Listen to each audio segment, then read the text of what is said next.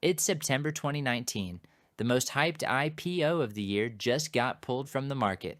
Not postponed, pulled.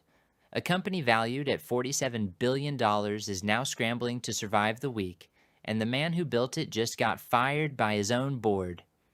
Welcome to WeWork, the most spectacular corporate implosion in startup history.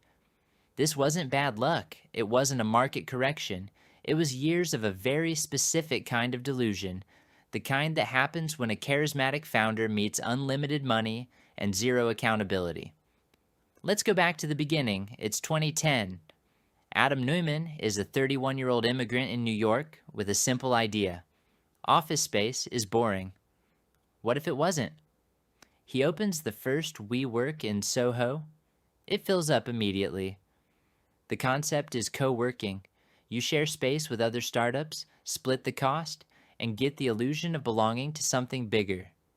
That part is real. The problem comes later.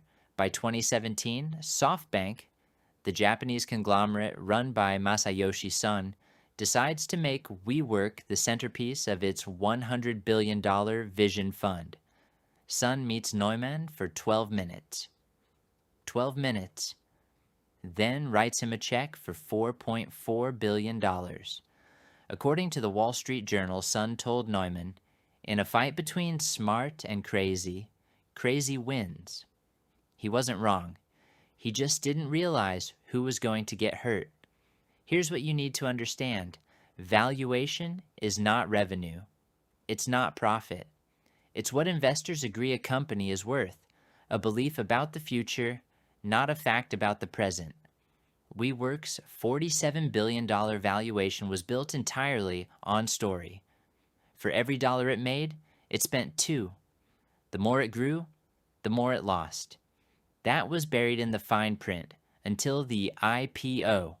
An IPO is when a private company goes public.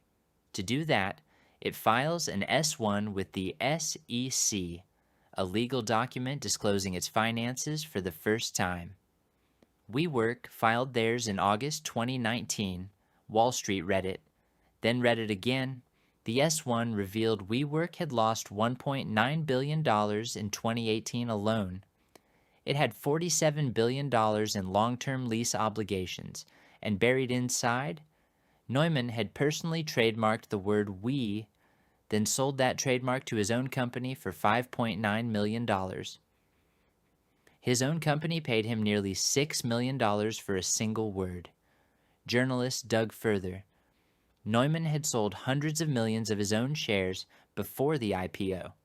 He had purchased real estate personally, then leased it back to WeWork, his company paying rent to him. According to the Financial Times, legal analysts described WeWork's governance as among the most extreme examples of founder control ever proposed for a public company. Neumann's shares carried 20 times the voting power of normal shares. He could override every other investor alone. The market reacted fast. The proposed valuation fell from $47 billion to $20 billion, then $15 billion. On September 24, 2019, Neumann resigned. The IPO was pulled. SoftBank stepped in with a $9.5 billion rescue. Neumann personally received $1.7 billion to leave quietly. Then WeWork cut 2,400 jobs. The people who believed in the mission lost their jobs and their stock options in the same week. Here's the counterintuitive twist. Neumann wasn't simply a con artist. WeWork's core product worked. Co-working is real. Some locations generated genuine profit. The problem wasn't the product. It was the story. The story that this was a tech company when it was actually a real estate company. Investors paid a tech company price for a real estate business and called the difference vision. The Harvard Business Review noted in 2020 that WeWork's unit economics were never strong enough to support the model at scale. WeWork went public in 2021 through a backdoor SPAC merger.